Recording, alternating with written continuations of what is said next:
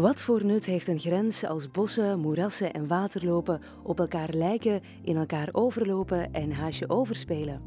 Het hoeft dus niet te verbazen dat het Parc Naturel des Plaines de l'Escaut graag de grens wil openstellen die het van haar Franse tegenhanger scheidt. Het Parc Naturel Régional Scarpe-Escaut. Deze twee parken vormen samen het Parc Naturel Transfrontalier du Hainaut.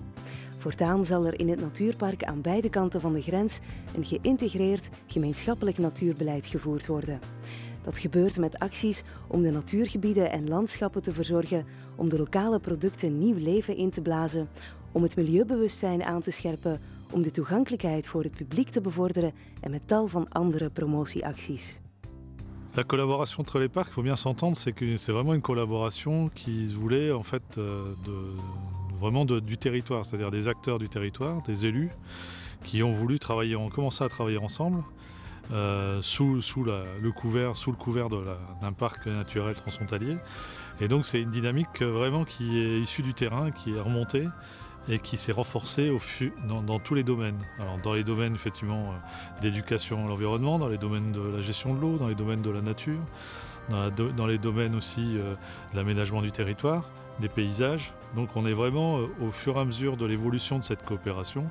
Elle s'est diversifiée, renforcée et surtout effectivement avec le soutien des financements Interreg, forcément, et elle a permis de se pérenniser pendant cette durée-là. Voici quelques témoignages d'habitants du parc qui illustrent ce qu'on réalise pour eux.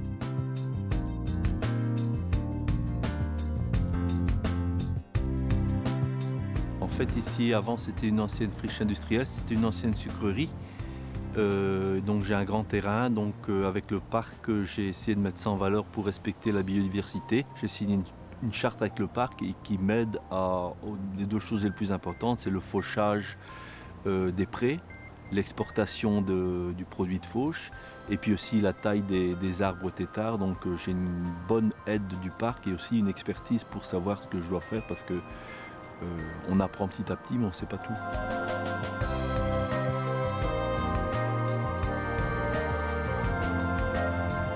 Donc ici, avec l'expertise du parc, j'ai fait une haie spécialement pour les oiseaux. C'est une haie qui permet aux oiseaux de se nourrir, donc tous des arbres avec des baies, mais aussi des arbres avec des épines, pour qu'ils puissent aussi faire leur nid en toute sécurité contre les autres prédateurs, les pies et les corneilles.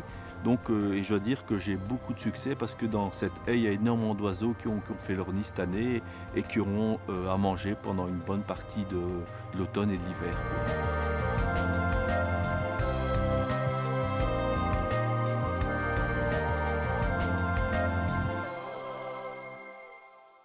Dans le cadre d'un concours organisé par le Parc Naturel des Plaines de l'Escaut, en collaboration avec le parc français voisin Scarpe-Escaut, un concours est organisé. On demandait aux habitants du parc de comparer, je vais dire, deux photos. Une photo ancienne qui datait pour ma part du début du XXe siècle, avec une photo récente prise exactement au même endroit. Les parcs vont essayer de prolonger un petit peu cette vision du paysage, et je pense que, je ne dis pas chaque année, mais régulièrement, on va demander de refaire des photos des mêmes endroits pour voir un peu l'évolution du paysage à travers le temps. Bien, le parc naturel m'a restauré 3 arbres fruitiers cette année. Ce sont des arbres très hauts.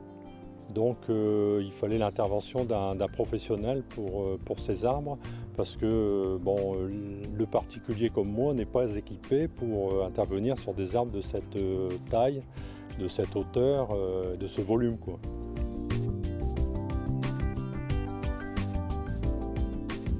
Nous d'abord on finance des restaurations que sur des arbres qui en valent la peine. Les petits arbres où les gens peuvent les tailler eux-mêmes, l'objectif c'est de les apprendre à le faire. C'est-à-dire qu'on organise des demi-journées, en France et en Belgique, puisqu'on a un parc transfrontalier du Hainaut. Donc on organise des demi-journées chez des vergers, chez des particuliers qui ont un petit verger. On a fait autant de formations en France qu'en Belgique. Et on essaie de faire les formations, souvent la moitié des formations se font vraiment sur des villes frontalières, quoi. Et ce qui fait qu'en fonction des dates, les gens viennent en France ou en Belgique en fonction de leur calendrier Donc on a souvent autant de Belges que de Français, ou plus de Belges en France et plus de Français en Belgique, peu importe, quoi. Et au bout d'un moment, on ne sait plus dans la formation qui est belge, qui est français, quoi. Mais ça fonctionne très très bien, quoi. Du côté wallon, nous sommes un peu à un moment charnière de notre vie, de notre parcours, puisque nous avons un nouveau décret wallon qui a été adopté en 2008 et qui va nous permettre de nous mettre en conformité et donc d'adapter un nouveau plan de gestion. Donc il est important de préciser que le nouveau décret wallon a reconnu l'importance de la coopération transfrontalière et donc a incité les parcs à s'engager dans cette coopération, sans doute de par l'exemple du parc naturel transfrontalier du Hainaut, aidé par les programmes Interreg. Donc c'était important de le souligner. Et puis la perspective voilà, dans les années prochaines, c'est certainement d'aller véritablement vers un projet de territoire, au-delà d'une coopération entre guillemets simple. On est beaucoup plus loin sur un véritable projet de territoire avec des élus, des acteurs et des habitants sur sans doute un parc avec une reconnaissance de niveau européen et avec sans doute une structure juridique commune qui nous aidera à mieux fonctionner ensemble. C'est vrai que la dynamique transfrontalière est maintenant existe depuis assez longtemps, depuis 1989, et s'est renforcée au fur et à mesure des années. Aujourd'hui, on est dans une perspective de se projeter vers l'avenir pour le parc français, avec une nouvelle charte du parc qui a un objectif de 2022, donc s'engager entre 2010 et 2022 sur une charte transfrontalière. Cette charte transfrontalière, c'est la première qui existe dans le réseau des 46 parcs français.